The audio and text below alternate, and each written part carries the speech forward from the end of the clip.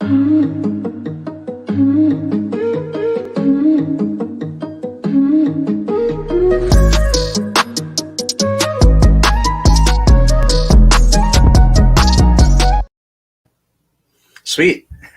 And we are live. So we got Devon Beard Code back for round two. How you doing? I'm good, man. It was a long and busy day. Lots of schoolwork. I had a couple of exams today, but I'm glad it's Friday. I'm glad the week is over. I'm ready for the weekend and ready to hopefully get some rest and catch up on some things this weekend. So yeah, most definitely. That freaking school.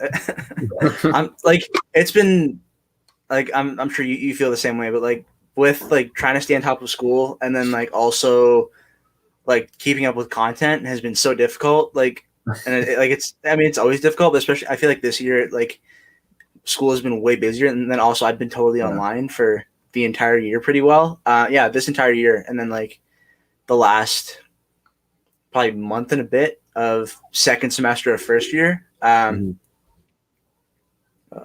see what we got. What's up, Mick? What's up, McMahon? What's up, Kyle? But yeah, I'm so glad to be just about done after next week. A couple of exams, Thursday, Friday, Saturday, and then I'm done. Yeah, so man, it's like right there. This year it's just been crazy. Like it's as we've been doing a lot of like mostly online stuff. Some of our smaller classes are, letting us meet in person still. Oh, cool.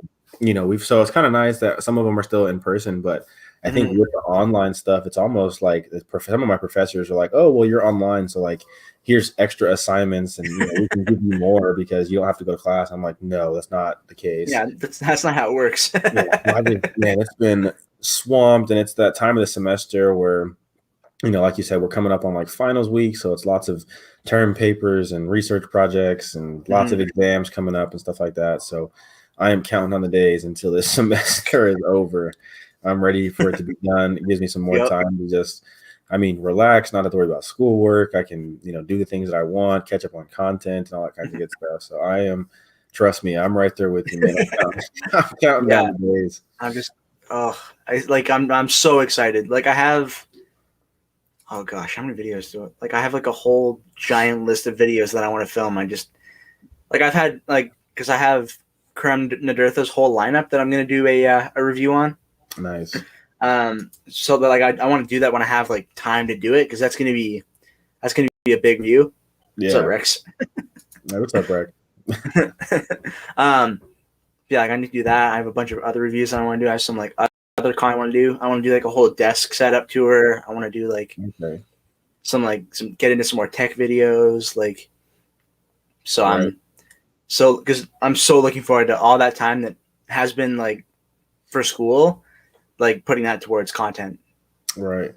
No, that's good because I found myself. I feel like there's like two places you can kind of find yourself in as a content creator. It's like you can either be, have all the time but no ideas as far as what you want to make, or you can be in a situation where you feel like you don't have enough time and you have tons of ideas. And I would much rather, have tons of ideas and just feel like I don't have enough time, just because I feel like I've got stuff that I can hopefully get to eventually. And I'm the same way, man. I have a list like on the notes in my phone of probably, at this point, it's probably like 15 or 20 videos. But yeah, man, I've got like I said, probably like 15 or 20 videos listed in my phone, ready to go. As far as like ideas, I think I have like 5 or 6 videos completely filmed that just need to be edited. Yeah. And so it's just like, I know I'm sitting on a lot of content. It's just a matter of like, all right, now I need to, either edit or sit down and film, all that kind of good stuff. So I'm looking forward to some free time so I can hopefully, pump it out, and it'll be fun. I think this summer I've got a lot of cool ideas. Kind of while I'm out, I'm going to travel a little bit this summer, hopefully, if things allow for it. So I think it'd be kind of cool to do that. But yeah, I'm looking forward to it. Oh yeah. Yeah. Agreed. Like, man, it's going to be I'm so excited. It's just, I've had stuff from the Bearded Mac since, gosh, it's probably been since January that I've been I've been testing it, and hey, it's coming, man. I promise it'll be sooner rather than later. Beanie's making fun of us. We're taking over, man. Yep. All the old guys better watch out. Facts. Yeah. What's in beard today? Today I went with Black Mince Maduro from Renewed Man. So, ooh, okay, cool. Yeah, that's one of my favorites from Jared over there at Renewed Man. It's funny. I won't say too much, but there may or may not be another collab in the works. So okay, I'll leave it there. Nice.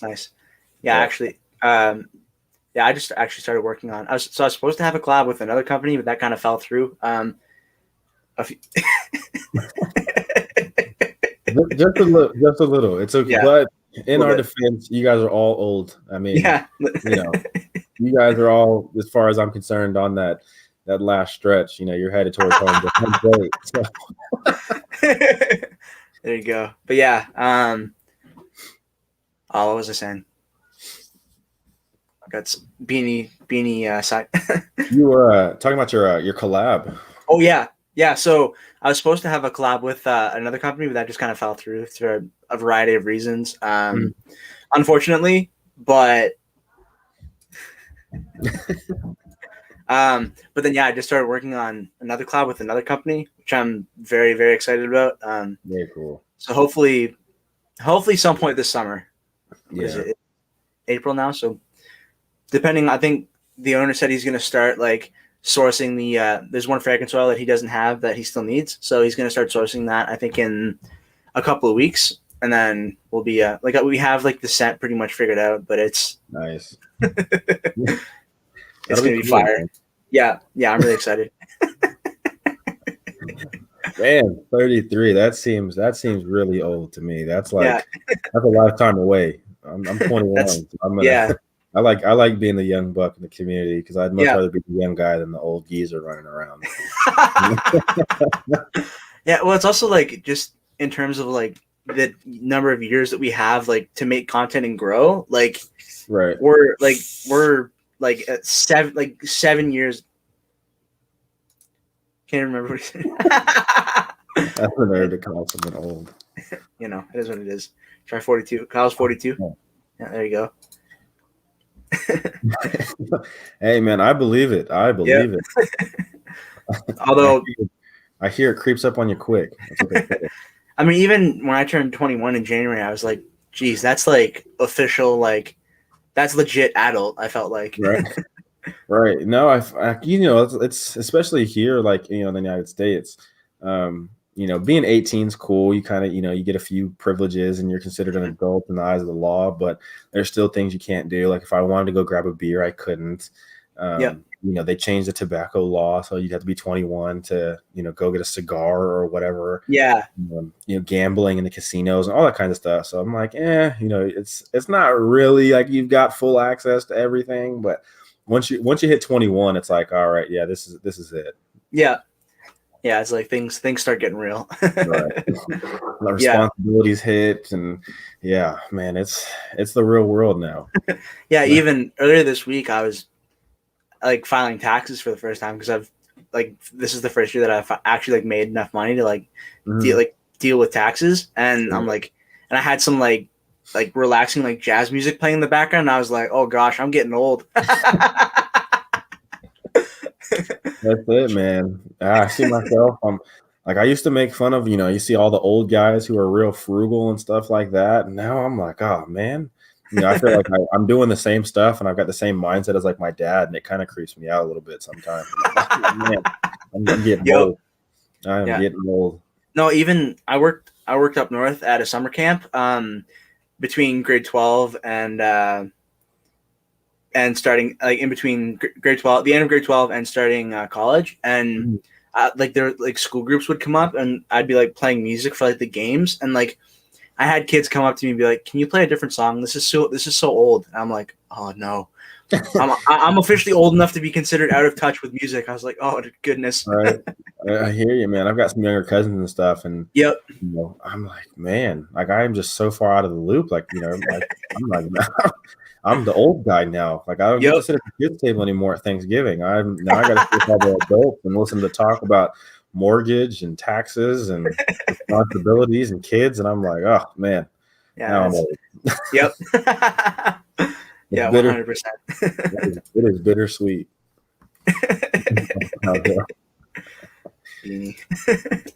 Yeah, no, it's, and like I'm the oldest of all my siblings, and there goes my camera. This is the one thing that it'll still do, even though I have it plugged in to a permanent power source and I have the new software set up. It still, for some reason, will just go to sleep after like 20 minutes, half an hour of running. So I need to see if there's like a setting that I can tweak to fix that. But yeah, like I was saying, all my cousins and all my siblings are younger than me, so like I've kind of it's like I'm used to being the oldest, but then like also like, and it's been kind of fun to like with dealing with the bearded community, like being like having like a bunch of like older guys that I like talk to, and like it's cool. It's like it's kind of a different experience than what I'm used to, being the oldest of everyone. Yeah, I've got 2 younger sisters, so you know, I was always the oldest child and kind of grew up as the you know, the oldest and the one that was supposed to, you know, have the most responsibility and all that kind of stuff. But it's kind of cool now. I'm like, you know, I feel like I'm like the little brother of everybody in the community and stuff like that. Guys used to be my grandpa and are watching my videos and, you know, asking me for recommendations and stuff. But yeah, it's kind of cool just being like the little brother and kind of, you know, getting to hang out with because I had a few older cousins. And so, you know, being around them, I felt like, yeah, like I finally get to hang out with the older guys and the cool group and stuff. So it kind of brings back that same kind of vibe I got as a kid, hanging out with the older guys and being the older brother again. It's fun. I enjoy it. Yeah. There's definitely times when it's Kyle. Yeah, thanks for coming in, Kyle. Appreciate that. Enjoy your bag milk. Take it easy, Kyle. Oh man. But yeah, Beanie's just heckling. Right. 51 in the show. It's all good. And that's the cool thing. It's like everybody, different age groups, different like places, different backgrounds. Like we're all hanging out. Right. Yeah. It makes it cool. Gives us something to, I mean, we've all been there. Everybody's kind of, you know, it's cool. It's also cool because like you get a lot of advice from the older guys, you know, whether it be just life advice or, you know, just, you know, advice because they've had beards longer than I have or whatever it might be. It's kind of cool. Kind of learning from some of the older guys where I think it's kind of cool. And I'm glad I kind of got involved as young as I did, just because it gives you a lot to kind of take in from the older guys, and they can kind of teach. And, you know, with age comes wisdom, like they say. So it's kind of cool being able to learn from a lot of the older guys in the community and stuff.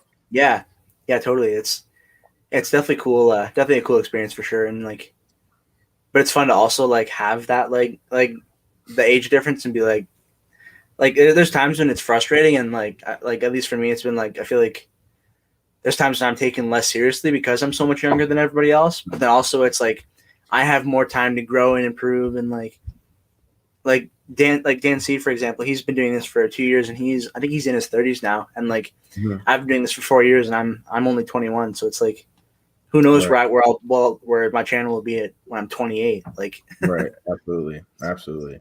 Yeah, 7 years away. Like seems like forever, but man. Yeah, but it's even I feel like when 2020 hit, it was like, shoot, at the end of this decade, I'm going to be 30. Like right. No, and it's funny because like I give my mom a lot of crap because you know, just, you know, I'll be like, man, like you were a kid and grew up like during the 80s, Mom, and that was 40 years ago.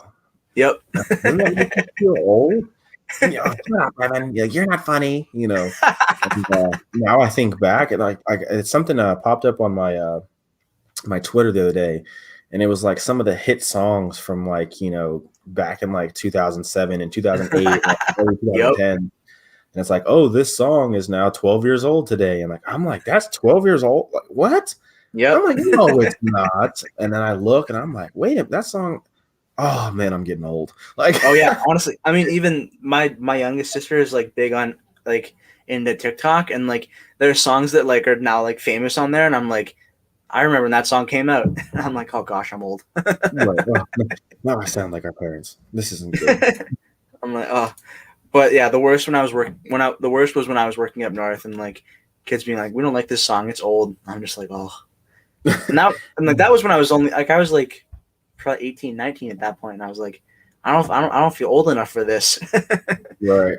To be considered out of touch. No, absolutely. Uh-oh. No, phone call. No, right? Worst timing.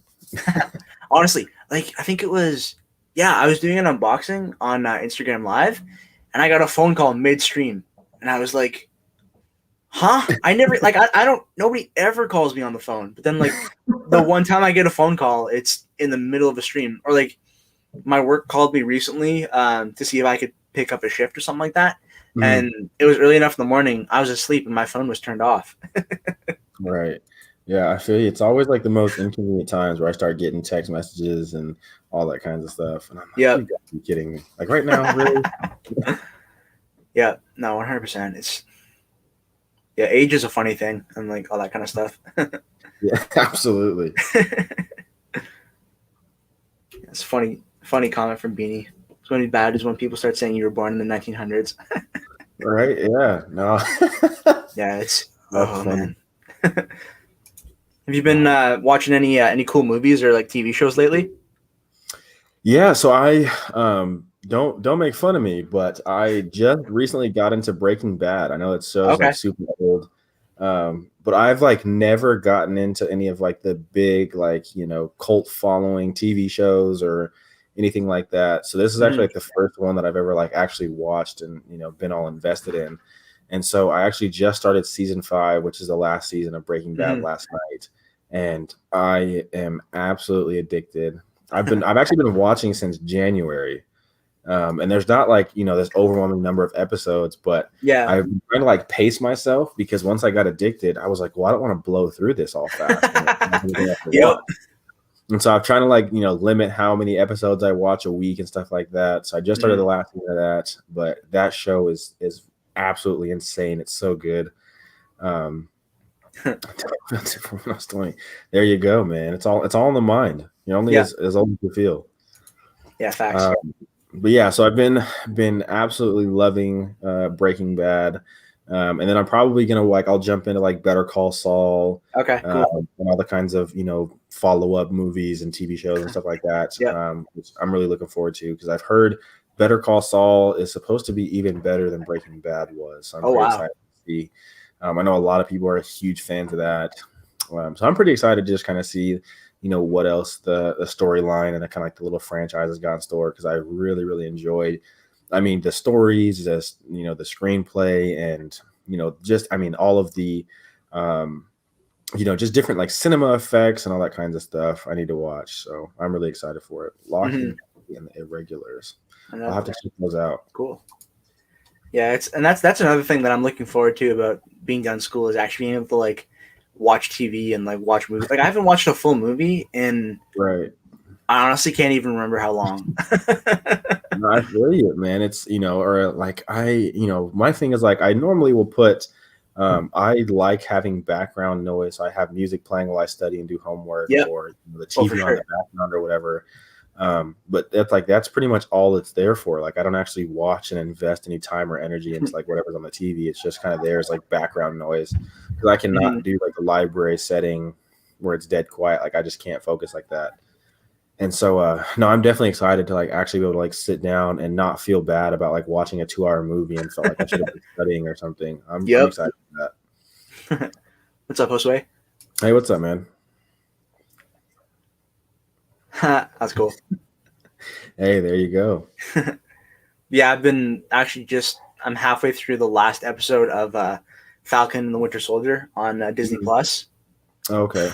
It's like I don't know if you've seen WandaVision yet, but the first time like when I started watching that, the first 2 episodes, I was like, yeah, this is horrible. And so like just the way they film it, it's just there's a reason the way it is. First episodes, it's like, oh, I don't know about this, but by the end, it's like, yeah, this is worth watching. And then Falcon and the Winter Soldier has been just awesome from the jump. I need to finish probably if I have time after this or tomorrow. I'll probably finish that. But it's been awesome so far. Yeah, I've heard. You know, that's not true. I've seen one. I've seen one of the Marvel movies. I've seen Black Panther, and that was it. One? Yeah. Oh, my goodness. And so I keep telling myself, because I have Disney Plus, I'm like, I'm gonna, you know, I want to start and watch them, but I want to like watch them all in order, and so I can kind of like get the whole storyline. And then I think about it, and I'm like, that's 20 some odd movies. I'm like, I don't have time for that. So maybe this summer, Yeah. when I have a little bit more free time and stuff like that. But I'm just like, man, and my sister is absolutely obsessed. Like, she's huge into it. She can tell you all the ins and outs and knows like every character's like, birth order and like all kinds of stuff. Yep. And that's awesome. I just never had time or really gotten into them. And so, I have like, I'm telling people, because, it's Marvel movies kind of get brought up pretty frequently because they're pretty popular just in just kind of everyday conversation. And so I'm trying to, like, if I hear anything, before I didn't care if you spoiled a movie because I didn't see any of them anyways. But now I'm trying to like stay away from those conversations in case I actually end up starting any of them, so I can hopefully have some surprises and stuff like that. But yeah, I've only ever seen Black Panther. That's the only Marvel movie I've ever seen. So I need to start watching those. And I know they've done a bunch of TV shows for a few of the different characters and stuff like that. So hopefully this summer I'll have some time to kind of do that, because I think those would be pretty fun to see and finally watch. But yeah, no, definitely. Yeah, I've seen them all several times, and maybe I'll do a marathon this summer, chop through all of them. But when Infinity War and Endgame, the last two Avengers came out, like I installed the spoiler blockers app on my phone, and then so you can. It's actually pretty cool. It's just a free app, and you set the keywords that you want it to block. Nice. And then once you set those, if it sees that anywhere, it'll like cover it up with like spoiler, like, and it just does it like on its own, like no matter what app you're in. It's like, it's annoying because it's like all like popping up on the screen, but it's actually pretty effective. And like I avoided spoilers for Infinity War and Endgame until I saw it. Very cool. Yeah, so like, there you go. I will say there's some pros and cons to social media, man. It's crazy how all the spoilers like just get out instantly, or things get leaked and you're like, okay, well, you just ruined, a 2.5 hour, 3 hour movie experience for me because you wanted to post about it on Twitter. But so that's kind of cool. That's a really cool concept of being able to kind of keep you from all the spoilers and stuff like that. That way you can still kind of enjoy it. But and even like before I discovered the spoiler app, I'd be like scrolling through Instagram like with one eye closed, like I don't want to see spoilers. Right, there you go. Yeah, but it's with, and I get like I feel like for like obviously movie studios, but then also tech companies, like trying to keep stuff from getting leaked has got to be so difficult now. Like, like you just take one picture, like sneak it on Twitter, and it's like everywhere. Right. No, it's crazy because I know a lot. Like I know a lot of them. Will give you kind of bits and pieces of information of things to come or certain specs, especially like in the tech world and stuff. Yeah. But I cannot imagine being somebody who runs one of the Apple or Samsung or Sony or something like that, and trying to keep Microsoft, anybody, and just trying to keep things or projects on the down low because there's so many things being leaked. I mean, there's countless numbers of websites that are literally just dedicated to, spreading rumors and, here's where you go to get all access to all the leaks so far as the tech world. And so there are people who are, on top of like, trying to keep all of your employees and the people involved on the down low, but there's people who are going out of their way to try and like, hack websites and get into emails so they can get out information and just so they can upload it to this, spoilers website or rumor website. I'm like, I cannot imagine, how hard it's got to be to keep some of those things on the down low from getting spoiled and stuff like that. Oh, I think it was the original iPhone, it was the iPhone 4. An employee had like a test unit and left it in a bar. Oh man. Like I think they talk about it in the Steve Jobs biography by Walter Isaacson, which I've read I think probably 4 times. Really awesome book. He like one of the employees is like testing it and has it in like a dummy case, so it doesn't look like, you can't tell that it's the new phone. Right. But then like somebody, like he left it there, and then somebody like saw it and like brought it home and was like fiddling around with it. It's like, oh, man. And I'm pretty sure, like I remember reading like in the book that Steve Jobs just like lost his mind when that happened. I bet. Yeah, I'm sure he was not a happy camper after that one. Yeah. And it's like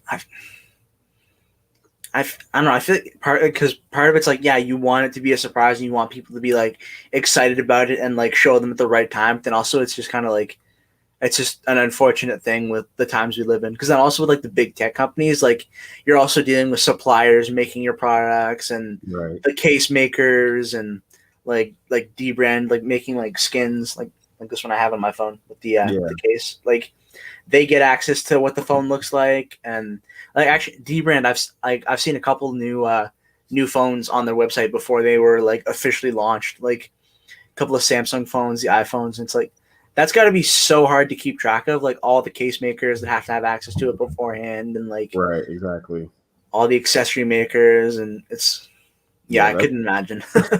there's a lot that goes into just in the tech world as far as releasing things, and how do you have accessory makers and manufacturers, that way they have all the information they need to make sure that things get made on time, and what information do they need and what can we give them early, but also trying to keep some of your cards close to your chest, that way you're not telling them everything and all that kinds of stuff. So yeah, man, there's so much that goes on behind the scenes. It is not as simple as, here's what we want to do. Okay, boom, let's make it. And all right, let's sell it.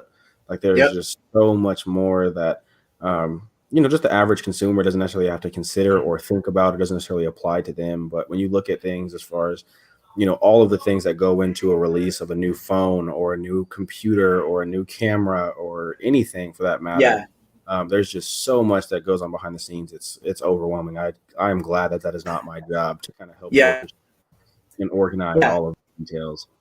Yeah, agreed. And then also like with like now with like the number of like tech content creators that exist, and like they're getting stuff early, and like having to set up the like the NDAs with them, and like ensuring that they don't post about it until the right time, and like so many it's just so many things.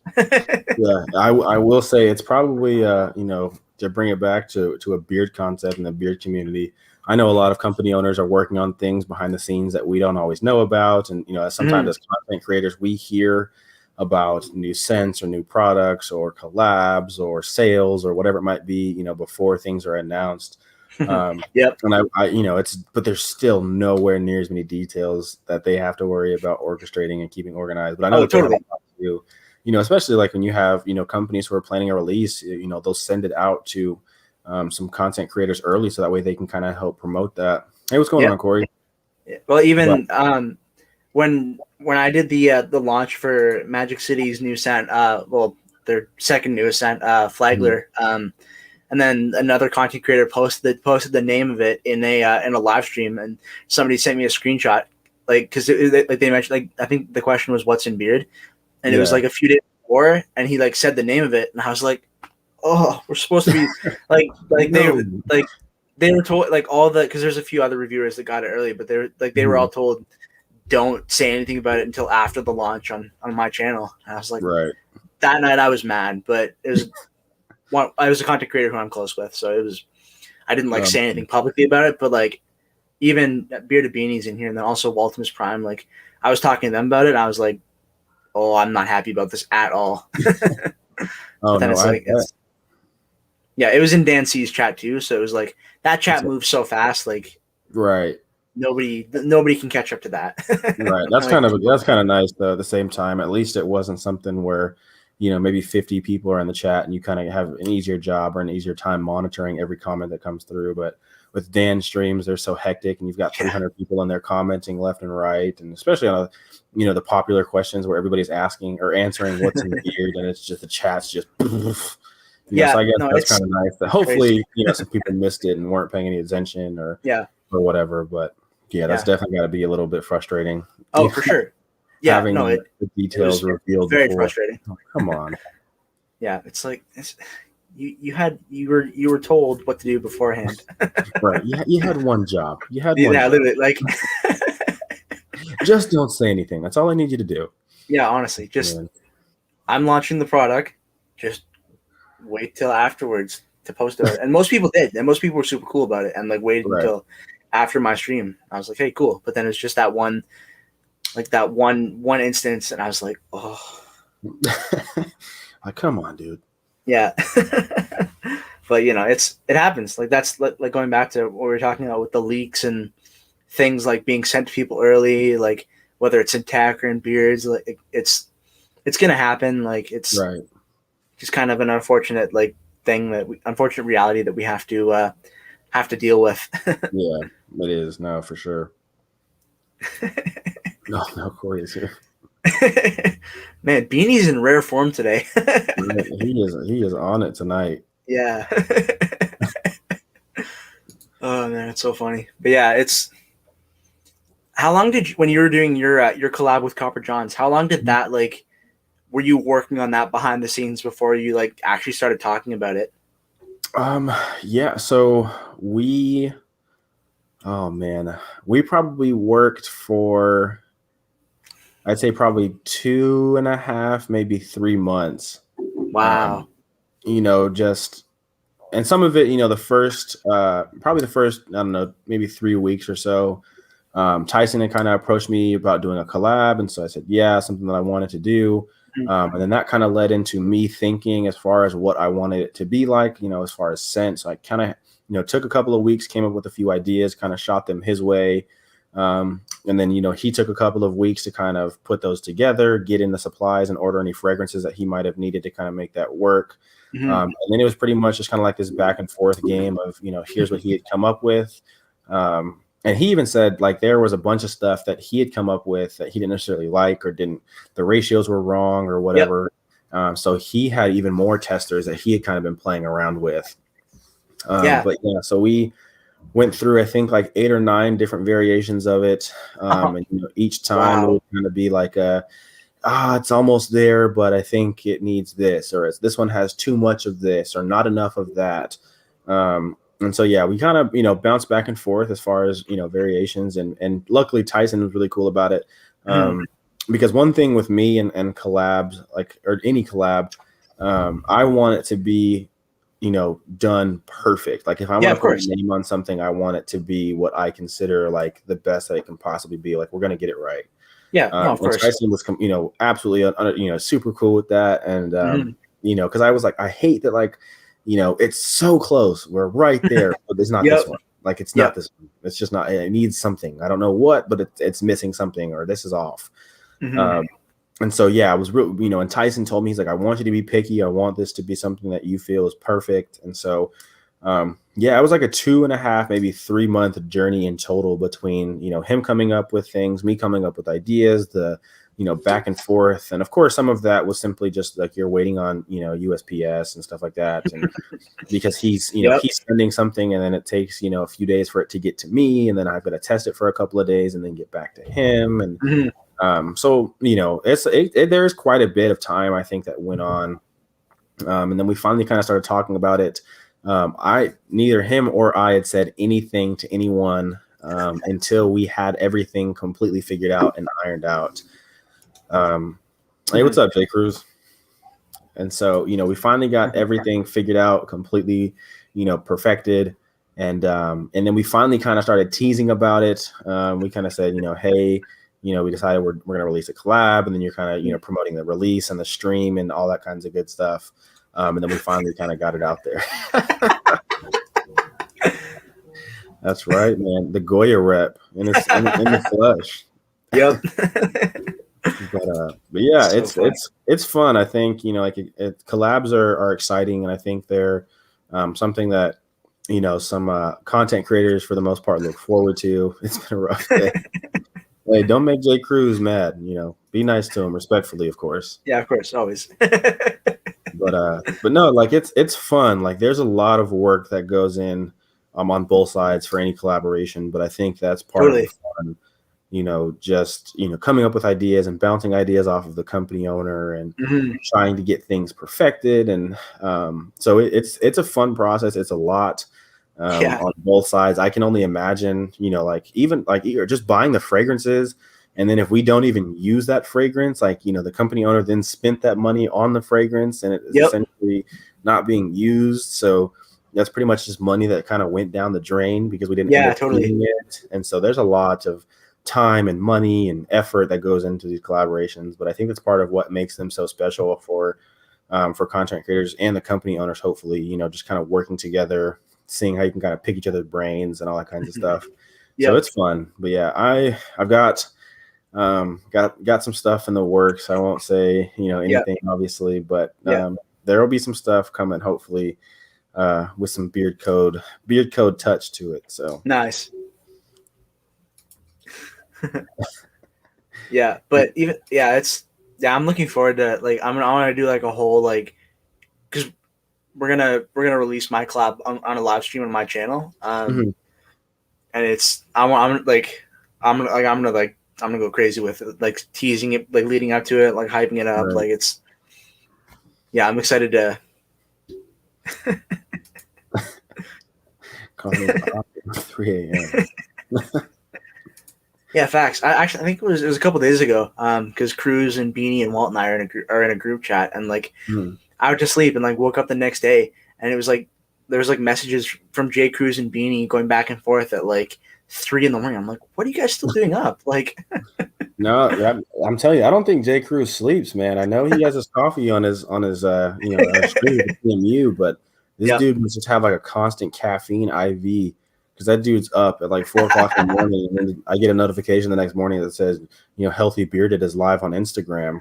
And I'm like, dude, what are you doing? Go to bed. It's all right. It's okay to sleep. I promise. Yeah, facts. But no, it's and I was like that for a while, but it's kind of slowed down a bit recently, just with having the school catching kind of coming to a close, and but then I'm just about done now, so I'm back. I'm back in focus mode. I want to just try and pound out as many videos as I can, and just get them lined up, get them ready. Right. Because if I can plow through because I probably have enough content to I've got content for days. No, that'll be good. 3 videos a week for 2 months of the summer. I could, even at this point, the things that I already have, I could probably get into the summer. Right. Management. That's right. No, yeah, that's kind of one of my plans for the summer is, just to really just kind of sit and just bang out some content. And even if it's I just get things filmed or videos filmed and it sits on my hard drive, and they don't necessarily get edited right away, or I get them edited and just don't post them. What I really want to do is hopefully, just have a bank of content, whether it be, some tips and tricks, or, just advice or whatever sort of content, but, and just kind of have those on the back burner. Totally. So if I ever find myself in a situation where, I have a busy week as far as tests or homework, or I am, during basketball season, if we're traveling a lot or whatever the case might be, I can still hopefully get some content out, because I'm not, I can't use the excuse of I didn't have time to film this week, so there's going to be no video this week. If I've got, a bank full of 10, 15, 20 videos that have all been, shot and stuff like that. That'd be kind of cool to just kind of have that bank of things, just ready to go. And I can just simply post and upload and just kind of get that done, out of the way. I think that'd be cool. So that's going to be one of my goals. So I can hopefully, even in the times where I get really, really busy, I can still hopefully get regular content out to people, because that's one of the things I know. I wish I could be more consistent, and it's just when you have, you're living the college student athlete life, it's tough, man. Like I said, there's so much I want to do, but there's also so much I have to do, and only so many hours a day. And unless I want to be like Jay Cruz and just not sleep, I gotta figure things out, and some things kind of have to wait. And so that's one of my big goals as far as content this summer, is to hopefully, obviously get back on track with regular content, but then also, film some extra stuff and just kind of have a bank of things to fall back on in case I get into those times where I'm just really, really busy. But totally. Yeah. Even it was, I think, it was October. Yeah. It was October, the second half of October into November. I got a whole bunch of podcast episodes done. And then I've done a couple more, I haven't done one in a while, 'cause I'm doing them live now, obviously. But I still have a couple episodes stacked up that I filmed like a while ago. Like my one that I dropped, I think it was earlier. It was like last week. We filmed that in like February, but then it's just kind of been sitting queued up, ready to go live. And because I was able to pound out so many videos in like November, December that I just had videos like ready to go and like queued up. And so whenever I have like a block of time that's like less busy, like at like beginning of the semester, or like Christmas break, I did a whole bunch of videos, and it's so helpful to do that when you can. Like, just stay ahead, keeps the momentum going. There's my camera again. And then it's the one thing I gotta fix. I got the software going. It looks good. I got my mic going. It's the one thing. Yeah. Hey, baby steps, man. Yeah. But no, even this, like, I'm gonna have to go back and like once this is processed tomorrow morning, and do a screenshot of this stream versus my first ever podcast. Like, it's just see how like the difference is gonna be crazy. Because like back like when I started my podcast, like I was still in like my main studio, and there was like still no bookshelf in there. Like I hadn't painted the one wall black. Like it literally was just a concrete bunker with like a fold up plastic table in the background, like, and nothing against the far wall. It was so bad. Yeah, I think it's one of the coolest things, like as a content creator, is just being able to watch yourself grow. Like, I've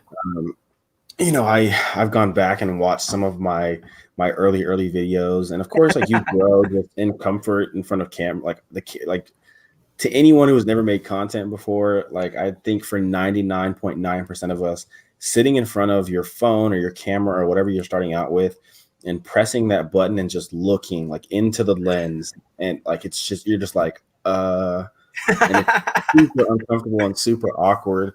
And so like it's cool, like you watch yourself grow in comfort, and then of course like your skills expand and develop. So like my first videos, like I did not do anything like right, but like I did not do any of the background music. I didn't do the special effects stuff. I wasn't doing the B-roll. I wasn't doing any of that. And you kind of just grow in your skills and in your passion, and you develop and kind of just get better. And it's cool going back and watching some of that early stuff. Now, don't get me wrong, like some of my first too many videos are cringeworthy. They're so awkward. I don't think they're good. And like I debate deleting them a lot, but no, but it's like that's how you track the like you track your progress, and exactly. It's like see how you improve over time, because you have nothing to like reference back. Like I wasn't even on camera for like I feel like it was the first year and a bit of my channel. Like I just had the camera like kind of top down, like with the just focus on the products on my table, and then you can just see. And like for everybody watching, you can go back and see my old videos. What's up, Irish and Bearded? Hey, what's up? But yeah, like it was like I didn't even do my first like being in front of the camera video for like probably over a year, and then it's like because I was just uncomfortable with the thought of being on camera. But then now I do several videos a week. I do these live streams. Like it's it takes time. And like 4 years of doing this, like you get more comfortable, and like there are some people who just nail it right away. There are some people who it takes a little bit longer for. But the biggest thing is like just trying to constantly get better. I think like that's the biggest thing as a content creator. And like everybody will tell you, like get started. Your first videos are going to be your worst videos. And it's true. But like I think as long as you are striving to get better, it doesn't matter if it takes you 1 million videos to get comfortable in front of the camera. You may never get comfortable in front of the camera, and that's okay as long as like each and every video you're trying and your goal is to simply be better or more comfortable or just expand than your last video. And so that's kind of what my mindset has always been is like I still to this day have not put out a video that I felt like like I'm really proud of that one. It was perfect. Like I loved it. Yeah, there's always things that you can adjust. Like especially like music's been like a big issue. Like background music has been a big issue in like some of my videos. Like whether it's like slightly too loud or like my voice is slightly too quiet. Like so I've been tweaking that, and I'm pretty sure I have it figured out like with the music pretty well. So like I'll bring because I just have been editing on my phone recently. Once I get a new computer, which I'm planning to do this summer, I'll be like editing on a proper computer, but which I'm looking forward to. But for now, it's just easier to do it on my phone. That is true. Yeah, that's very true. And see, that's another thing. Like, I think there are also like different ways to make content. Like, there are people who, guys who don't necessarily want to be in front of a camera and record a video because that's uncomfortable for them, but being on camera doing something live where you kind of have the interaction of like the guys in the chat, other people on the screen, people you can kind of bounce ideas off of and kind of keep the conversation and the ball rolling. That for them is more comfortable. My first live stream, I was so uncomfortable, and like I was like, this is weird. It's live, so like if I say something stupid, like I can't go back and just chop and delete that like I can. Or if I stutter, like there's not, everybody heard it. It's already out there. It's on the internet. I can't take it back now. And so my first live stream, I felt really, really uncomfortable just because knowing like I cannot take and do anything over again. Yeah, totally. It's just when I'm filming, what it is what it is. Right. What it is what it is. Exactly. But when I'm filming, like if I mess something up, I pronounce something wrong, I sneeze, I make a dumb face, I drop something, like I just like, okay, cool, splice it out, boom, next, move on. So it's just a matter of like some people have their preference. Like I think there are guys who are like just really, really comfortable. Like Jay Cruz, I think, is a perfect example. He from the get-go, even when he was doing CMU on Instagram, it's crazy. Just seemed so comfortable in front of camera. Like especially on the live stream, he just was ready to go, had the energy. He knew how to connect with the audience and the guys in the comments. And like that was not me at all for my first live stream. My first handful of live streams, like I still don't do my own live stream. It's something I've thought about. It's something I've kind of thought, but I'm just like, I don't know if I want to do that. Like I like the comfort of not being in front of anyone live sometimes. And just being able to, like I said, if I make a mistake, like I can splice it out and then just give you the video. But I get both sides of it. Like at the same time, like a lot of people really respect the live format because it's raw. It is what it is. It's authentic. There's no editing anything. Like what you see is what you get. And so I can respect, like, that's why I try and kind of make, live stream appearances and stuff like that. Cause I want people to get to know me trust me, I make dumb faces too. Like I say dumb stuff. I stutter. There are times where I'm like, what was I talking about? Like everybody has those moments. And I want to kind of, express and come off as somebody who's relatable. And they're like, oh, okay. Like Devin puts out these professional looking videos and everything seems so crisp and clean and perfect. No, like that's not me. Trust me. I make just as many, if not more mistakes as anybody out there. And that's also the thing. Like people see the final product, but they don't see all the hours that go into behind the scenes. Like I've had videos where I've like started to do my intro and had to redo it like 2 or 3 times because I just like and like I've done over 200 videos and still like there's times when I'm like I just forget how to speak English and then it's just like but like if I was doing that live like it'd be so awkward. But then also doing it live versus doing my pre-recorded podcast has been so much better. Like the engagement's better. I don't because like usually like most of my podcast episodes are like there's a significant number that were like 2 hours plus. So like trying to process those files, like it's like on my old slow iMac, like it was difficult. So just doing the stream live, getting that live engagement, and then just being able to like have it automatically process and then post and be viewable like in the morning, like it's like it saved me so much time. Like no, absolutely. Yeah. So I'll probably never go back to doing them pre-recorded, like unless it's like maybe like down the road if that's what I want to do. But for now it's live only. And like it's funny. Like my first live was with like that I was featured on was back in December. But then the first one that I was on like on my channel was with the Bearded Regard, but then the one after that was with Swag. Like like my second one ever. I'm still like figuring out StreamYard and like because he leading up he posted we're going to be live on the Bearded Truth on Sunday night, and I was like, well, I guess we're doing this live.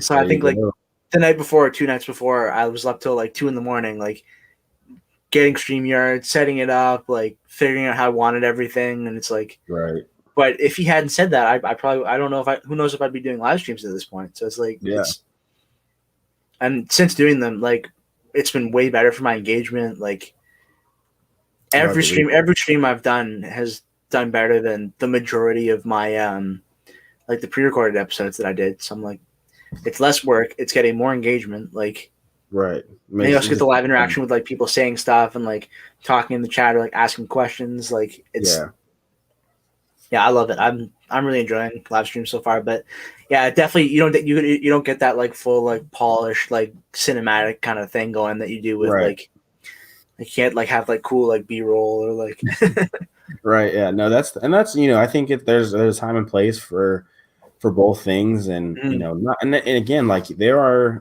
content creators out there who don't necessarily do the whole like real fancy sophisticated professional editing software or B-roll and background music. Like that's just not their thing. And I have so much respect for that, because I wish I could simply sit down, turn the camera on for 10 minutes and just record my video, say what I have to say, turn it off, take a thumbnail, boom, tags, upload, title, done. That would be amazing. Like if that's the case, I would put out a video every single day. You know what I mean? Yeah, facts. And for me, like, Ben Taft, for guys who have watched his content, I know he's been doing some stuff with his band and hasn't kind of put out a video in a few weeks, but like Swag is another one. Like he turns the camera on and he just sits and talks and that's it. And it works great. It works like a charm. You get what you get and it works. And I sometimes I get so jealous because like I couldn't do it. Like I'd start my video and 2 minutes in, wait, how much did this one cost?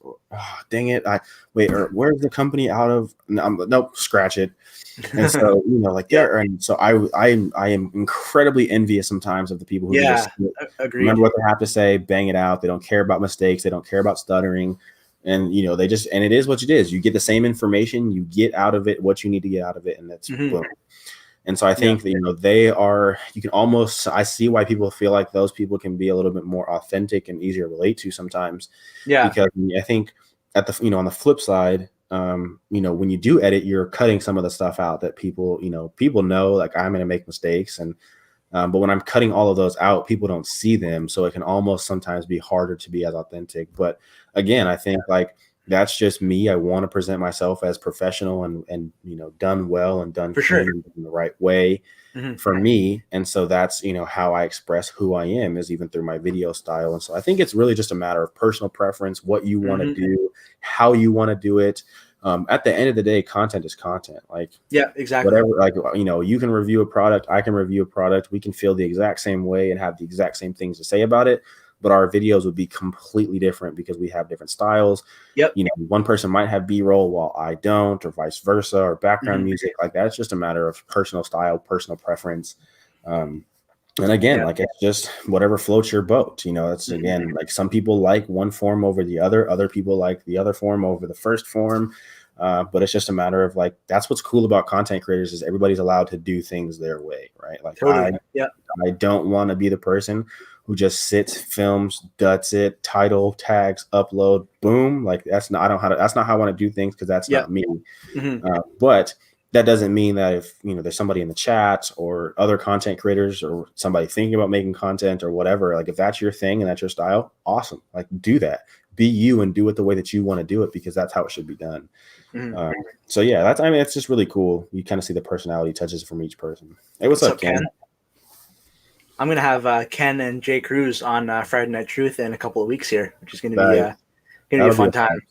Yeah, and Ken was on episode 16 of my podcast. We did that pre-recorded, but then I've been working on getting Jay Cruz on since probably November. Oh man. Yeah, so that's going to be May 7th, and I'm excited about that. It's going to be a good time. I think 7:30 p.m. I believe we're going to be starting. And I've got Bearded Life Joe and Copper John's Tyson next week, which is going to be a fun time because I haven't talked to Tyson like on screen since episode 4 or 5, I think, of my my podcast. Those will be 2 fun episodes. I'm surprised Jay Cruz's time, man. I know he's like the Goya ambassador and the Cremo representative, and that guy's busy. I know he's got his hands full. No wonder it's taking so long to get him to take the time. Don't touch the stream. Oh man, the banter Yeah, it's gonna be.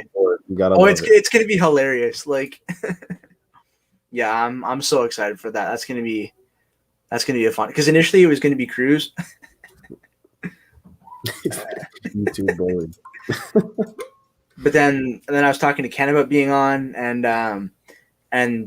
I'd forgot because I'd been working on trying to get Cruz on for so long that I'd forgotten that we'd actually like settled on a date. So then I like accidentally booked Ken for the same date, but then I like talked to Cruz and talked to Ken. It was a whole thing. We figured it out, and so they're gonna come on together, and it's gonna be a good time. And that'll be a fun episode. I'm excited for that. Yeah, that's it's gonna be a good time. I'm excited about it.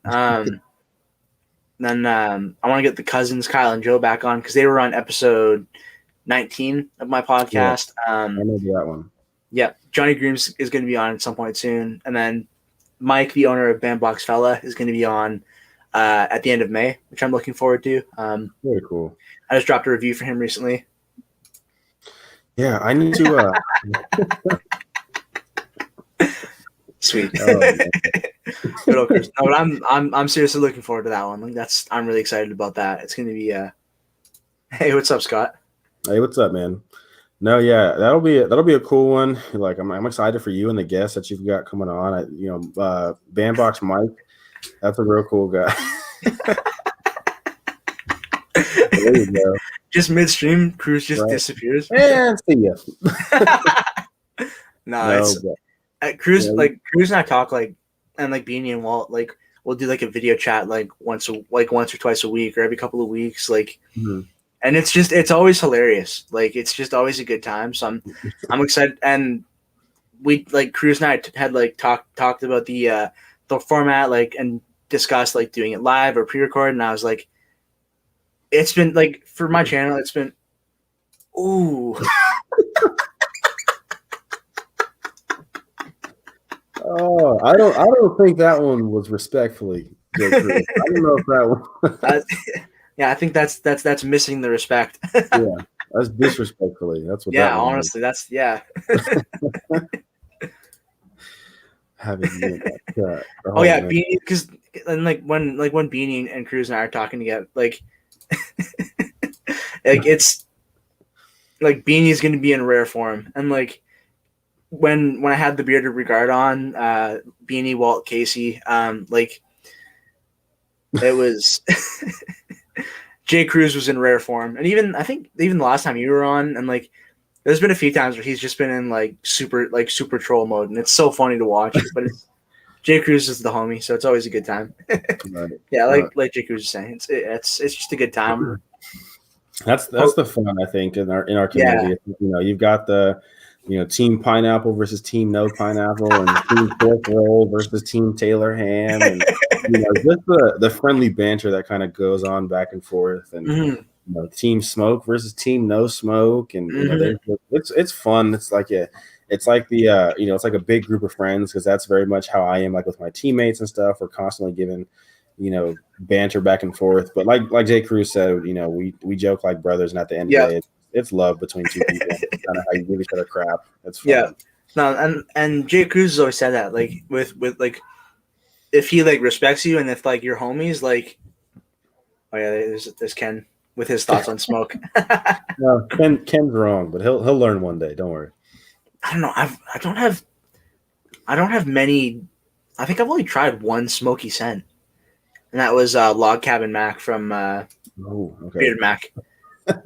There you go, Jay Cruz. One of them has done. One of them cooked completely. The other one belongs in the trash. But we'll leave that for a later discussion. Yeah. Oh yeah. Thanks for coming in, Scott. Appreciate that. Yeah. Enjoy the birthday dinner. I'd take leather over smoke all day, 100%. Oh no. Really? Okay. Now don't get me wrong. I do not. I like leather. It's not that I don't like leather, but I enjoy a good smoky scent. That's right up my alley. I like that. Maybe leather's good. It's not smoke though. Yeah, fair. What's your go-to, your favorite scent profile? If you're stuck on a desert island, you can only bring products with one theme of scent profile. What do you bring in? I think for me it'd probably be something citrusy. Oh wow, okay. Yeah, I like the kind of, it's refreshing, it's kind of clean and just kind of uplifting. Like that's my thing. I really enjoy like citrusy scents. And so yeah, J. Crew 1626, that'd be fine if that's all I could wear for the rest of my life. I don't think I'd complain too much with that one, but I really enjoy no leather or no smoke. Beanies neither. Interesting. All right, riding the fence there. But yeah, no, like I really enjoy the clean, kind of refreshing citrus stuff. And to me, it's perfect. You can wear it during the day. I can wear it at night, and it's not something that I feel like is going to keep me up all night long either. So that's definitely what I would say if I had to stick with one thing. It'd probably be something like along the citrusy realm. And again, there's always the other cool thing is like citrus pairs so well with so many different things. Totally. Yep. So I feel like that would be, a cop-out answer of finding, different ways to not get sick of the same thing at the same time. So yeah, I think probably my favorite, like there's a few citrusy type scents that I like. Lime and coconut from Creme de Dirtha is awesome. Key West, from Magic City. Yeah, mango, coconut, lime, pineapple, sugar, and more. Like I paired this with South Beach from Magic City, which is it's like a citrus cologne. That's a nice combo. I really, really like South Beach. I like that one a lot. I've got it in the sample kit. Oh, nice. I've been holding off on using the rest of the sample just because I was like, I don't want to run out. So I definitely need to order that in the full size because that is a really, really nice scent. 100%. Yeah, there's a few. That's another cool thing that I like about like dealing with like beard products in the community. Like for most companies, there's somebody out there with a discount code. Right. Yeah. Exactly. Cool. It's like fresh colognes. Yeah. Yeah. Beanie's big into like the aquatic, fresh kind of cologne. We've talked about that quite often. Yep, I like that. That's definitely another area that's right up my alley. Sasquatch from Black Rebel. Ooh, yeah. No, it's not an everyday scent for me because it's definitely a very dark, heavy cologne. But it's man, I gotta rock this in beard again. Oh my goodness! Right, that's the thing. I hate looking through my collection sometimes because I'm like, dang, I'm gonna wear this tomorrow. Oh no, I need to wear this. Oh, I haven't worn this one in a while. And then I've got 15 things. And I'm like, okay, now I don't know which of the 15 to wear. So yeah, I've had times where I've like just wanted to like clone myself so that I can like.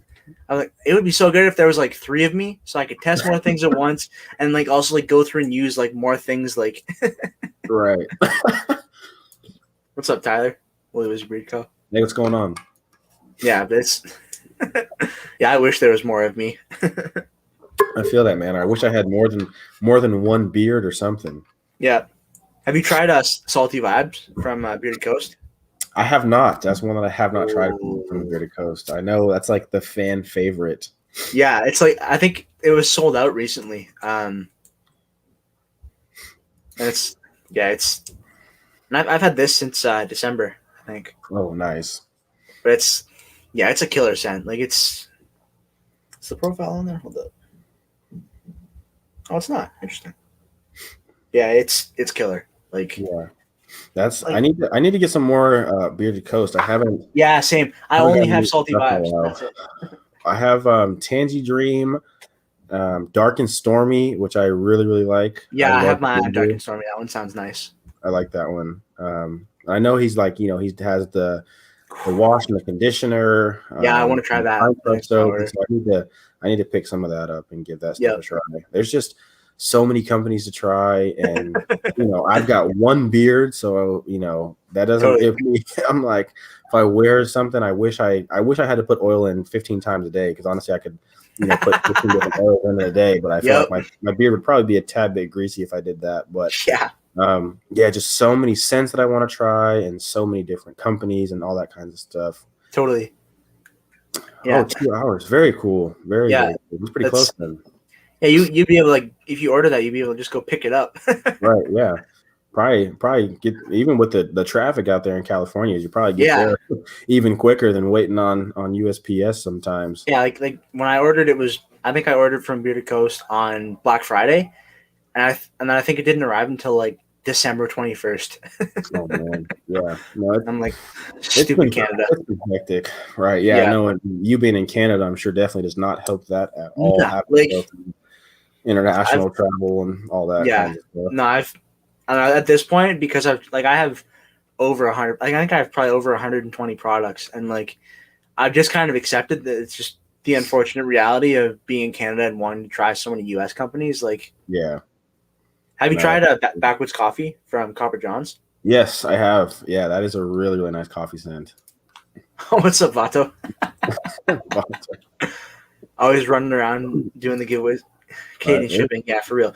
I ordered from Woolly Wizard, which is there. He's in like pretty close to me in Ontario, and it was like $12 total for shipping, and it got here in like a few days, and I'm like, this is amazing. Like such a nice change. Like, have you tried anything from Fable? I have, yeah, I have quite a big Fable collection. Okay. Fable is one of my favorite companies. I really enjoy Fable stuff. I like thicker oils, so them being a pretty caster heavy company, I really enjoy that. The CBD line is really good too. So I've got quite a few. I think I have.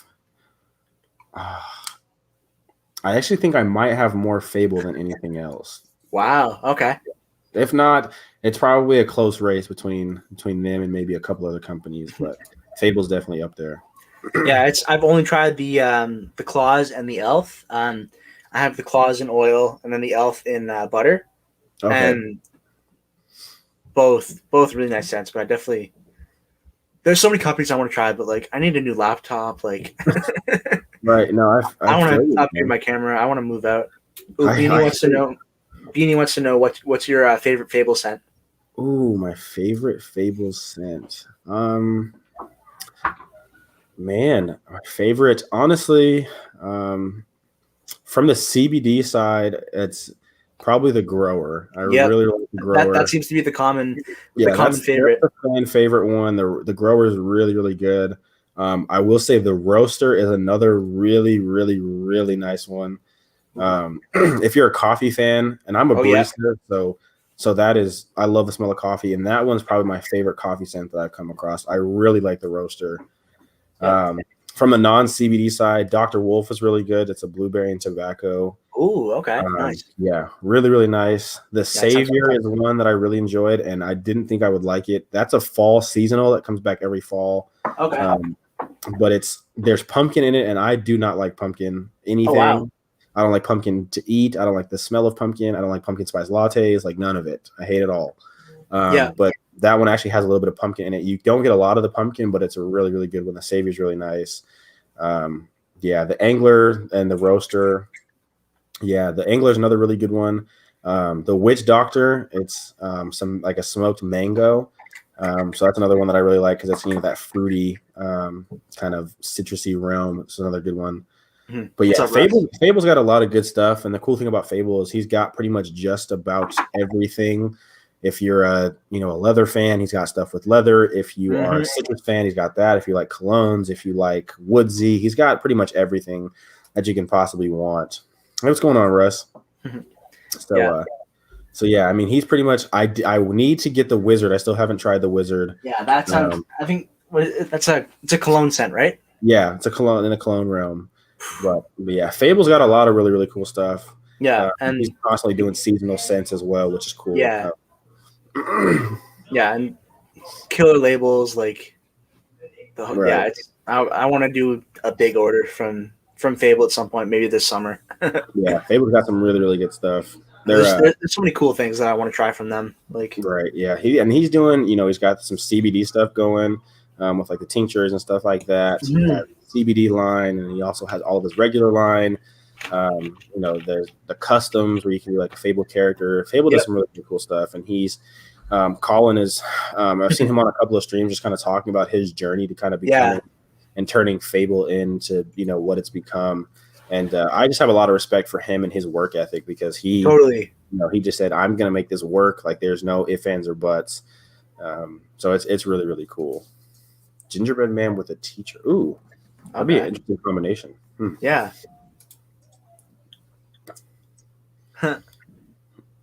Yeah, it's the grower's good. It's Yeah. really it's not quite as like it's not at all what I thought it was going to be, and I don't mean that in a bad way at all. But I know like there are a lot of people, it's like apple and oud, and so I think a lot of people have like a preconceived like oud. I don't get a lot of oud out of it actually. Okay. Yeah. Like the apple and the pear and a little bit of jasmine. You kind of get like a little bit of the oud towards the end, but I had a lot of different ideas as far as what I thought it was going to be, and not at all what I thought it was going to be like, but it's still really, really, really good. Mm-hmm. Yeah, the Strategist is another good one. Mm-hmm. Fable, like I said, Fable's got a lot of really cool stuff, and like I said, there's pretty much something in everybody's wheelhouse. Like if you have anything that you like, Fable probably has something that you'll enjoy, regardless of whatever your favorite scent profile is. So yeah, totally. Oh, there we go again. Gotta love it. Yeah. Yeah, and then what's one company that you haven't tried yet that you want to try at some point this year that you're like, I need to try them at some point this year? Oh man, I honestly don't know if I could only pick one. There's quite a give me like a few. Like what are a few that you like really have your eye on for this year? Yeah, I have got Crusher's Creation is one that I really, really want to try. Mm-hmm. I know that they do a lot of just really complex scents and stuff, and I've heard some really good things about their Feel and Beard. So that's one. I know Brian over there at Crushers has kind of been doing it for a while, and I know he has got a pretty big following and people who really enjoy the stuff. And some people who I respect their opinions on really enjoy the stuff. So that's one I want to try. I definitely want to try Bandbox. I tried Mike's stuff when it was Chronic, but I haven't tried anything since the rebrand and it became Bandbox. So really, really good stuff. Yeah, I definitely want to try some of Mike's new stuff. I've been told I get Puerto Rican, I get Mexican here and there, but I'm half Jamaican and half white. So, but I've definitely heard that before. Don't worry, Vato. You're not the only one. But yeah, so definitely the two that strike me right away are Bandbox and Crushers. Yeah. I want to try Tailored. I tried them a long time ago before they rebranded.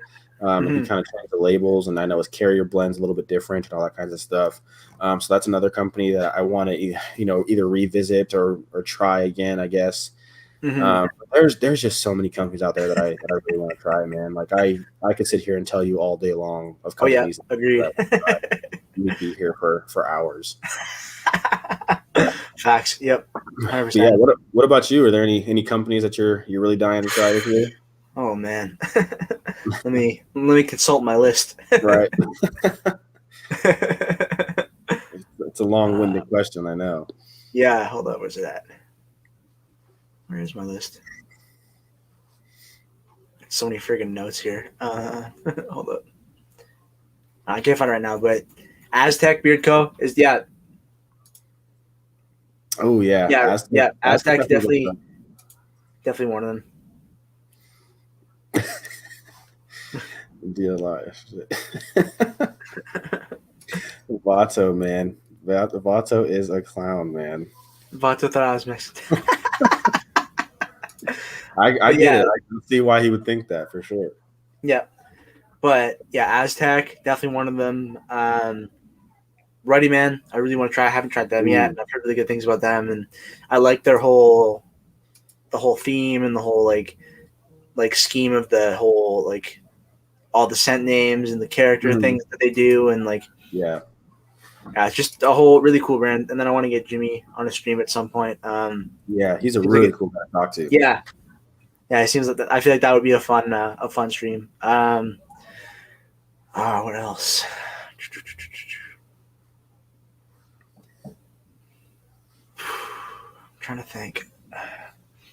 I kind of want to try more Black Rebel at some point because I've only tried Sasquatch, but that stuff's also really expensive. So like, I should never try Black Rebel. Yeah, I mean same. But besides the Sasquatch oil that I reviewed,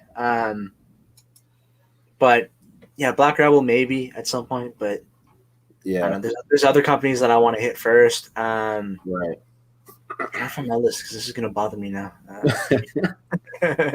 Yeah, man. There's just so many companies that I'm wanting to try, and I keep hearing, more and more about new companies and new things, and I'm just like, you guys have got to stop coming out, like, company owners respectfully. I need you to stop coming out with new stuff because my wallet can't keep up. Like, it's keep in mind, Jordan and I are college kids, so you gotta slow down and remember that I cannot keep up with everything as much as I wish I could. So yeah, facts, and that's why like a lot of the companies that I have like big collections, they have Sezzle, which is that makes it really, really nice. So ridiculously helpful. Like I have Magic City's entire lineup because they have Sezzle, and it's like because otherwise I would be able to spend the amount that I've spent on their stuff. Like right. Like I think my total, like, because I have every product that they have in. Okay. I have not. But Bloombeards too. That's another one. That's another company I really want to try. Yeah, he was just on the Bearded Regard tonight. I missed that because I was working on schoolwork, but he's got a whole rebrand coming, which will be cool. Be soon. That's right. Yeah, but there's so many, but Aztec is definitely one that I'm gonna hit like at some point, like in the next little while, because I've been talking to Jesus for a while, and like since before he even like had international shipping, and like so it's gonna, and he has Sezzle too, so like it's gonna happen at some point. Yeah, that'll be an interesting one. I think Jesus has got some really cool stuff, and I know he's one who's constantly looking to to get better and improve and all that kind of stuff. And he before he was Aztec with Oak Cliff was starting to get a real nice good following. Yeah. And he just decided to kind of scrap everything and start over because he just wasn't happy with where he was at. He wasn't okay with being good enough. He really wanted to just kind of evolve. So yeah, Ryan, I think Aztec is cheaper than Black Rebel. I think a few bucks cheaper. I know that Aztec also does like their ostrich line. I know that's a few dollars more expensive, so that ostrich line might be pretty close to what Black Rebel is. But I think just like their base, premium blend, I think is what it's called, without the ostrich is a little bit cheaper than some of Black Rebel stuff. But I'm just looking here because so it's $23.99 for a 1 ounce oil. It looks like $23.99 for a 2 ounce butter or balm. $20 for a beard wash, $60 for an oil, butter, and balm. Oil, butter, and wash is $60. So it depends. Okay, I see what Ryan was saying. He was talking about the ostrich blend plus shipping and everything. Yeah, I'm sure they're probably pretty close. And I know Black Rebel does the free shipping, which kind of can help with some of the costs. So yeah, I'm sure that ostrich lines they're probably pretty similar, but yeah. Sorry, 1 sec. No, you're good. You're good.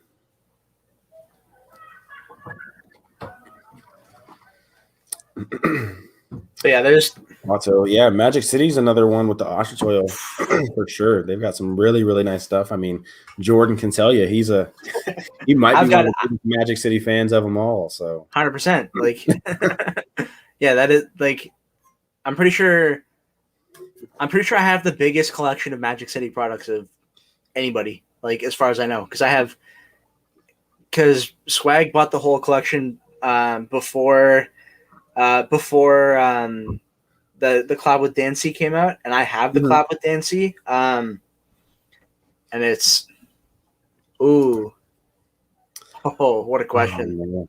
Oh man. I think that's a long question, just because are we talking based purely off scent? Are we talking off feel and beard? A combination of the both? But I think if I was to, based off of both feel and beard and off the scent, I think, J. Cruz got it.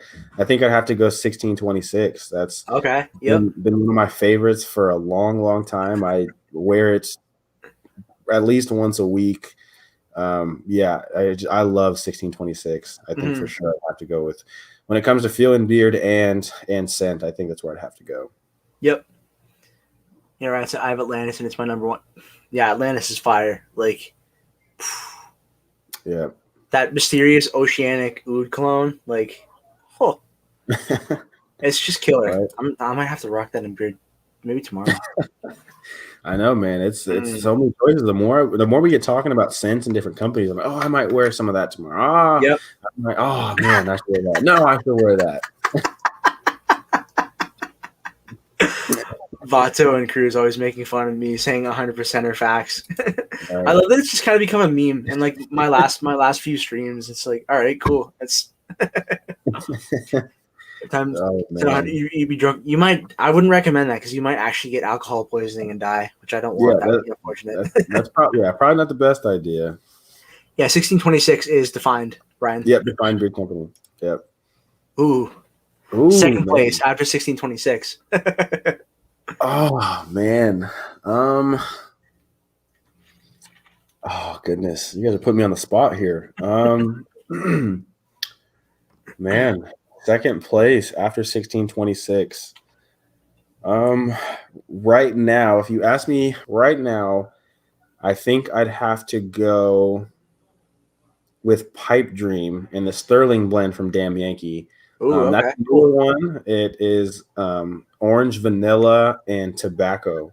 So it's like a orange creamsicle melted all over a cigar. If that's like the easiest way to kind of put that. Yeah. But the Sterling blend from Damn Yankee is ridiculously nice. Like, yeah, I won't spoil any potential future videos, but incredible feeling beard, and that scent is perfect, I think, for like this time of the year. Like, you've got the tobacco, which kind of gives it some earthiness, but the orange creamsicle it's super nice. It's kind of helping like make that transition into the summer.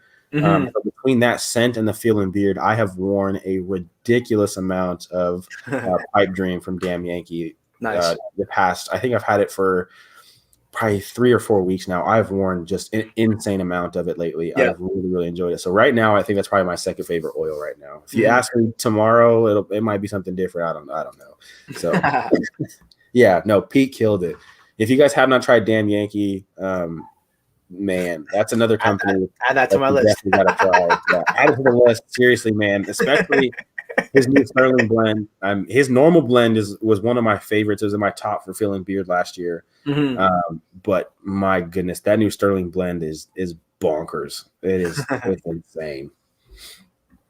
Russ, yeah, that's right. I remember you were there in Scott's stream when they did the release for that, and then I remember you ended up winning one for you and your friend. Yeah, it's good stuff, man. Your friend is he's in good hands with that one. That Sterling blend is nice. Ooh, goodness. The last time I counted, I was at like 250. Yeah. I've got collection, obsession, whatever you want to call it. But I went home a few weeks ago for Easter, and I took a bunch of it home just because I knew I wasn't going to need it or have it, and I just have way too many. And so I was like, I got to take some of this home. And so luckily I was able to take some of that home. So right now I think I have like 50 with me here at school, which is still quite a bit, but I had to cut down. I was like, there's way too much stuff here. So I took some of it home. Yeah. Hey, what's up, Walt? Hey, what's going on, Walt? Yeah. No, I think in terms of like for me, I think I have, I'm definitely going back to my previous question. Like, one of my go-tos has definitely been Little Havana from Magic City. Like, I'm gonna need to buy another oil soon in Little Havana because I've used it that much. Oh, man. 23, my wife says I have that. Man, I tell you what, yeah, man, I hear you. My girlfriend thinks I've got a problem too. Yeah. And, every time I'm not stopping anytime soon. Yeah, no, honestly, and like every time like a package shows up for me, my whole family is like, "Ugh, more beard products." Right? Because I'm probably up to 60 oils like in total, and like it is really easy to create quite the collection. And like I said, like we were talking, like companies keep coming out with new scents, and they Yeah, Ryan, that's a good point. Like sales. Yep. So like I see a BOGO or somebody's doing like this crazy sale. Like I'm like, well, I've wanted to try some of their scents or wanted to try this company, so let me go ahead and order a few. And then as a content creator and a reviewer, I've been fortunate enough that companies will send me out stuff or and so I've got stuff that gets sent to me or I still buy a ton of stuff just because it's stuff that I want to try. And so like here on campus, the mailroom, I know they hate me. They get so many packages, and I'm like, well, there's a sale going on. Like I got to order this, or I need to try this, or so I have so much stuff. My girlfriend thinks I'm insane. My mom and family back home, they think I'm nuts. Yeah, like you have one beard. How many oils do you need? And my immediate counter response is, you have one set of legs, but you buy more than one pair of jeans, right? So, yep. And jeans don't make you smell good, or like right, exactly, and like help your hair like stay healthy. Right. So, but no, I have quite the collection, and I give away a lot of stuff, to teammates and friends, and people in the community. I'll send stuff to, and so I can't even imagine. I know for a fact I don't have anywhere close to the biggest collection of some of the guys in the community. Oh no, and that's the thing. Like I've said to my parents, and they're like, "Yeah, why is your collection so big?" And I'm like, I know guys that make my collection look like they have my collection on one shelf. Right. Yeah, exactly. Like Mick Man and Redbeard Ryan C, they have two of the biggest collections I've ever seen. Like I'm talking thousands of oils deep. And I'm like, what? Yeah, no, it's mind blowing. I go to Tabor College. It's a smaller school out in the middle of nowhere in Kansas. But I'm out here, I've talked about it before, playing college basketball. I'm also a pre-med student. So out here, middle of nowhere in Kansas, but I'm from Colorado originally. Cool. How many shoes do I have?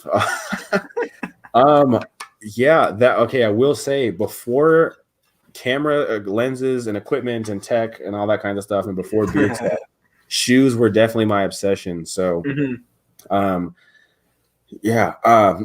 back home, I have, I think, like 70 pairs of shoes back home. Wow. I have a big sneakerhead. So I have a lot of shoes at home. I think I have maybe 20 pairs here. Yeah. A lot of them are also basketball shoes, though. I'm a basketball player, so I've got like 5 or 6 pairs of basketball shoes at a time. But so that's Ryan's comeback when his wife asks about his beard products. How many shoes does she have? That's right. There you go. Exactly. Tell him. Western Kansas. Very cool. Very cool. What's up, Adrian? Hey, what's going on, Adrian? Coming to hang out. But no, it's never did I think I would have this many beard products. Like, no, man. And like, it's crazy because I started, like a lot of guys, you start with maybe one oil that we found at Target or Walmart or whatever, or got it on Amazon or in a gift set from somebody from Christmas. And it's probably not the best stuff that you've used and probably not the best for your beard. And then we end up going down this loophole and you find Dan P, and Dan P ruins your credit score like Jake Bruce says all the time. And I'm taking out loans so I can buy more beard stuff. And I'm just like, man, like this collection doesn't stop. But no, Ryan, I agree, man. There's a lot of things that are a lot worse that I could be either addicted to or involved in as a hobby. Totally. I don't go out and I'm not the typical college, party animal and spending $100 a weekend at the bar. Mostly because I'm too broke anyways. But there's a lot. There's got and everybody kind of has their hobbies and stuff like that, or you gamble, you like cars, you like whiskey or cigars or whatever. And, we in this community, we like beard oil. And if it's not hurting anybody and you're not ruining your credit score too bad, I think it's a good problem to have. So not too bad. Right. Exactly. Man, this is a UK company called Beard Tings that I'm an affiliate for, and killer stuff. And besides Magic City, these gold bottles are the best in the game. Yeah, those are really sweet looking. But an absolute nightmare for product photos. Oh, I bet. Yeah, I'm sure the reflection off of that is layers and light has got to be a pain, man. Yeah. That's a good Everyman Jack oil. So fun fact, I actually started with So after breaking free from the Vancouver Vikings, I'll refer to them as, in case there's any lurking in the chat, which does tend to happen sometimes. But so after I got away from them, Cecil's messaging me about upcoming payments. Go away. Don't remind me. Yeah, honestly. But then, yeah. So Everyman Jack was the first oil that I tried after that, and it wasn't terrible. And it was only like $10 from Walmart. Like, all right. No, yeah. Oh, so Beard Kings is a UK small batch company. The owner is Andy, and I've known him since August, and I think my code is BeardedTruth15. Yes. If you guys want to check them out, but yeah, the shipping it's not cheap and it's not super fast, but the products are 100% worth it. Like, and he's coming out with the butter this summer, and he's got a new cleanser recently, and he's got an unscented oil, and like I was saying, I've known him for a while, so I have his entire lineup. I just ordered a couple of them, and then he included the rest in my order. Nice. Just so I could test them all out, and I did a review for him and several like series of product. Like, I think my initial product photo session for him was like close to 100 photos. Ooh, my very, very first beard oil was the Shea Moisture beard oil from Target. That was the very first one I ever got. Yeah. And surprisingly, it was not the worst beard oil I've used. Like, it was not terrible. Mm-hmm.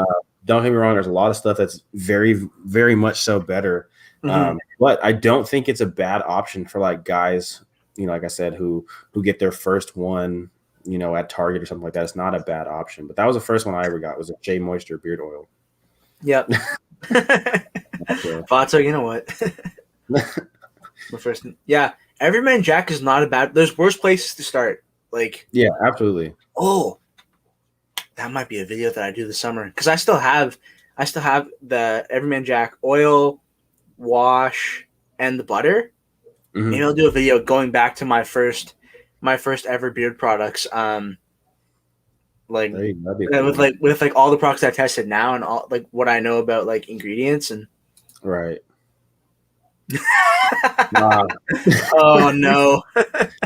Yeah. Ooh, man. I'm glad to hear that you made it through that. Off. Right. Yeah, Healthy Bearded saves you 25% off with Beard Guys. Yeah. But hey, at least you made it through, man. I'm glad to hear you're using some better stuff now. That's yeah. Good. Yeah, it's yeah, like it was so funny a couple weeks ago on the CMU when Jay Cruz was like he was asking like what everyone's like first oil was, and they're like what like the early stuff was. It's a good idea. Yeah, I think I might actually do that. That might be cool. Like use them for like a week straight, like the oil and butter and the wash, and like mm-hmm. I'm gonna write that down right now. Yeah, that'd be a good idea. Yeah. But like Everyman Jack, I was not upset about. Like, yeah. Got me expecting beard oil to be greasy. Yeah, no, most of them aren't that greasy. Yeah, no, most of the good stuff is not going to be greasy. It shouldn't be, at least. Or, yeah, like, if it is, there's always a potential that you're using too much. But a lot of these small batch companies, they're doing it right. They're making sure the ratios are done correctly and the stuff's not greasy and it's not going to leave you like this big oily greasy mess. So yeah, good. Even like when I because the beard struggle was my first chills down my spine. But they were the first company I tried, and their oil was so greasy. Like, oh man. And the oil and greasy is not good. Yeah. Yeah, exactly. But yeah, it was, and the scent was like maybe an hour tops. Oh man, that's tough. Like it was, and expensive, and like I look back at like all the money and like all the products I had from them, and I was like, oh. But it's you live and learn, and it's got me into the beard community and got me into beard content, and like absolutely, my YouTube channel is growing and my Instagram's growing. Like it's. Ultimately, like, there's parts about it that were not good, but ultimately, it's like it led to good things. Right, that's good. Yeah, no, it's fun to, yeah, like go back. Yeah, I'm actually really excited about that. Like doing like an Everyman Jack like full review after like right all the product, like because when I first got it, I was like, yeah, this is pretty good, But now after everything else I've tried, going back and seeing what it's like, it's gonna be like going through and like talking about the ingredients and like all that kind of stuff. Yeah, it's gonna be cool. I'm excited about that. And that might be cool. I might do that soon. That'll be a cool video. I definitely think that'd be a great video idea, and I'd be excited to kind of see you revisit something that you used and how you feel about it now after using, you know, some of these small companies that we all love so much. And yeah. Can you remember the first one I bought was Badass Beard? Oh, nice. Yeah, Badass Beard Code is another one that I want to try because their stuff, like, they don't have sizzle, true, but their stuff is so cheap, it's like not even a big deal. So I want to do like a big, like, do like 3 oils and 3 butters, or like 3 oils and 2 butters and a balm or something like that. And like, I think they just did beard wash too recently, so I want to try that. So that's one thing that I've really been like deliberate about testing more of over the last little while. And it's been fun. Like, I'm probably gonna do a top 5 beard wash and top 5 conditioner video at some point. But yeah, it's lots of really good products. Yeah, so much content to make. Right, I hear you, man. Yeah. What's one company that like you would consider like your go-to? Like, if you have to get rid of everything else, what's one company you're like, nope, this is staying with me? Oh man. Or top 2 if that makes it a little easier. Yeah. Let's see. Man, right now I think I'm thinking top 2 company in terms of everything. Like, I need a good oil, a good butter, wash, conditioner. I think I definitely would go Bearded Mac as one. Really good stuff. Chris has got killer scents. The Feel and Beard is insanely good. He's got an amazing wash, a really good co-wash or conditioner. I've heard that. I haven't tried it yet, but I've heard good things about it. Yeah, really. So I think across the board, all of his stuff is really, really nice. So Bearded Mac would definitely be one, because that's a company like I wouldn't have to worry about anything else. I can use everything. I know my beard would be well taken care of. Yeah. And another one, I think I'd still go Define. That's another company. I really enjoy the oil. Obviously, I use it. Try them. Of it. I really enjoy Carrie's butter. Carrie's butters. It's a thicker, more full body kind of poured butter. Okay, cool. Yeah. And so I really enjoy the butters. I love his conditioner is my favorite conditioner right now. It's been for me the best beard conditioner I have come across and found since the old Scotch Porter. So I absolutely love Carrie's conditioner. I don't think I would want to go without that. So if I had to pick 2, I think it'd probably be right now the Bearded Mac and Define Beard Company. Nice. That's a good lineup. Yeah. Yep.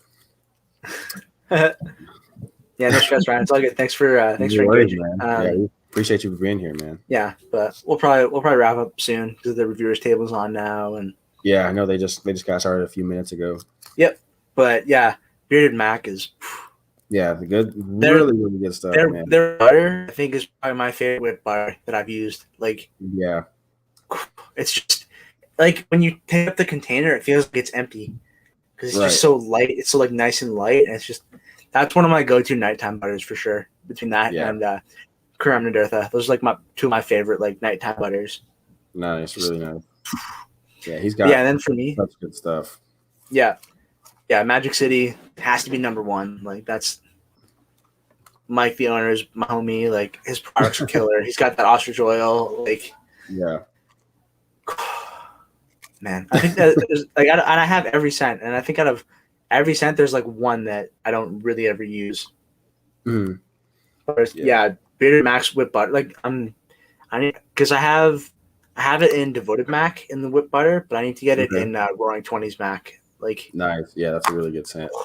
I want to try more scents too, and honestly, like, he blows my mind. Yeah, it's every time it's cool. I'm just like, oh gosh. Yeah, and he has Sezzle, so it's like, and like all these companies that have him, like, why are you tempting me like this? All right, don't do it to me. I'll leave that one to Jordan. I know he's got them all. Yeah, so. You only have Atlantis. Okay, so that. Ryan, what are some of your go-to scent profile, like kind of styles of scent profiles? Because then that can kind of narrow it down a little bit more. But let me know. Magic City, man. Like Key West is a great summer. Key West and South Beach are great summer scents. Little Havana is probably my ultimate favorite from Magic City. Love tobacco, oud, leather. Okay, so tobacco, Little Havana is Cuban cigar, whiskey, clove, and wood notes. That's my favorite scent for sure from them. And then you obviously have Atlantis, so that's a mysterious oceanic oud. Leather, they have. This feels like it just turned into a Magic City ad. It's not, but. And then for leather, they have Old Cutler, which is a leather and cologne scent. So that's a good one for sure. Yeah, you definitely get that leather up front. That's a good one. Oh, and there we go again. Summer's coming, so yeah, Key West. Yeah, so I would say Key West or South Beach for like more summer type scents, but then Little Havana, you just can't go wrong with it. Like, but Key West, like probably one. That's another video, giving away videos that I'm gonna do, but like kind of spring summer type scents. Mm-hmm.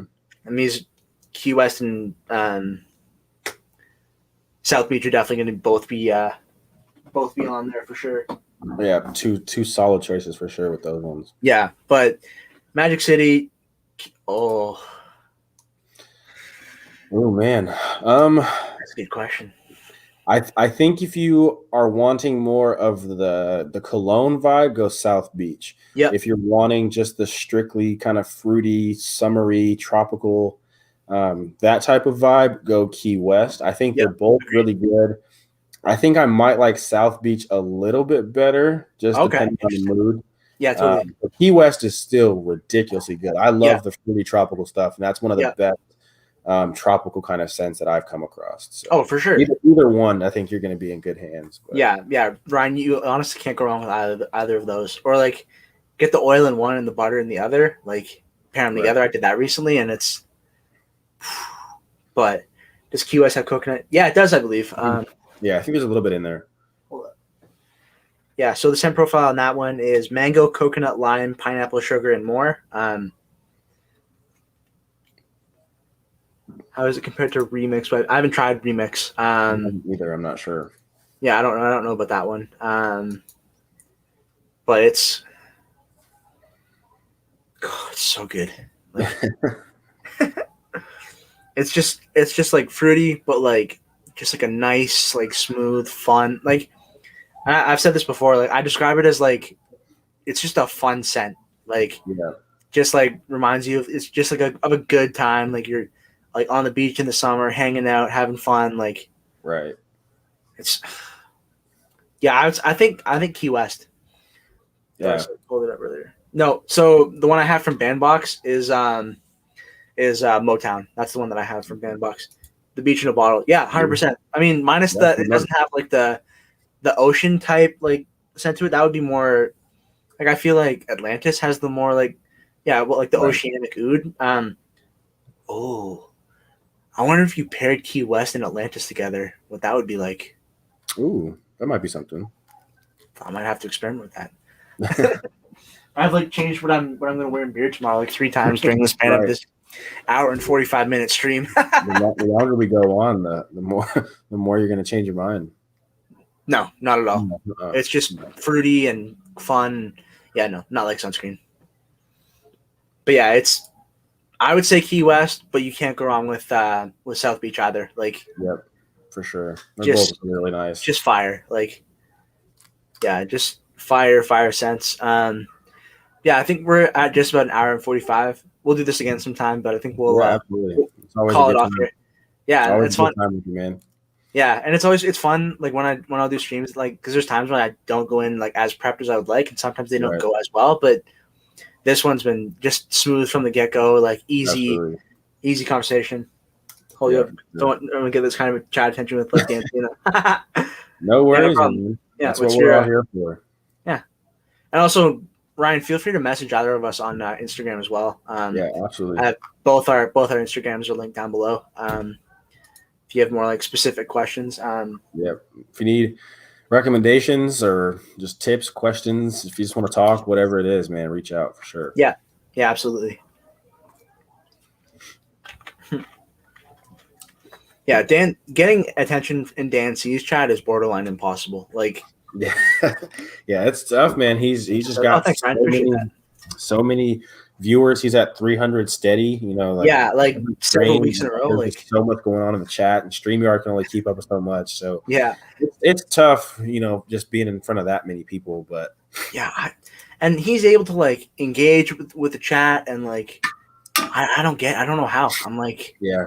How do you do this? That's years and years of practice right there, man. Yeah, no, totally. And 2 streams a week, like, yeah. He's killing it, though. I mean, there's a reason he's the big dog in the community that everybody kind of, you know, shoots and aims for, because he's done it right, and he's shown that you can do it. And there's, you know, a market out there for what he's doing, and people who want to watch and people who want to listen. So,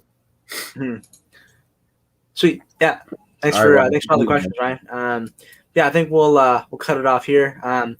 Check out Devon down below, his YouTube, his Instagram, all his discount codes, all down below. Yeah, I appreciate that. Yeah, anytime. Just message us. Both of us will totally willing to give recommendations and absolutely give like tips or any of that kind of stuff, because we both tried a fairly solid number of products, to say the least. Right. Yeah, check out Devon. Sub to my channel if you haven't already. Especially for anybody watching this after the fact. Yeah, thanks everybody for tuning in live. Always a good time hanging out, Devon. We'll do this we'll get a round 3 going soon. For sure. I'm looking forward to it, man. Yeah, most definitely. Sweet. Yeah. Check out Devon down below. Check out my stuff down below. Oh, we got one more. Yeah. So let's hit him with the outro and be out for the night. I got more score too.